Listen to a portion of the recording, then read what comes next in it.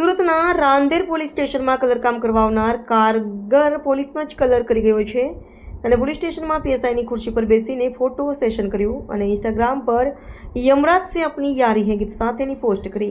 Post થતાની સાથે જ હજારોની સંખ્યામાં લાઇક્સ અને કમેન્ટ આવવા લાગી. આ કારીગર સોશિયલ મીડિયા પર ભોળા રાજબર બાહુબલી તરીકે ઓળખાય છે.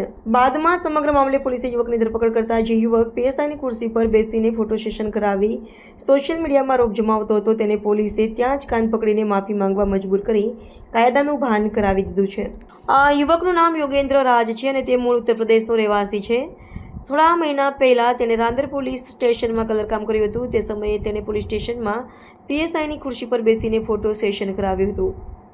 આ યુવક સોશિયલ મીડિયા પર ઘણો પ્રખ્યાત છે અને તેના ઇન્સ્ટાગ્રામ પર 16.50,000થી વધુ ફોલોવર્સ છે. પીએસઆઈની ખુરશી પર બેસીને કરાવેલા ફોટો સેશનને 1400થી વધુ લાઇક્સ અને 36 કમેન્ટ મળી હતી, જેમાં તેમણે યમરાજ સે અપની યારી હે ગીત પણ ઉમેર્યું હતું. આશ્ચર્યજનક વાત એ છે કે થોડા દિવસો પહેલાં જ આ જ યુવક દારૂના નશામાં પકડાયો હતો અને રાંદેર પોલીસ તેને પોલીસ મથકે લઈ આવી હતી.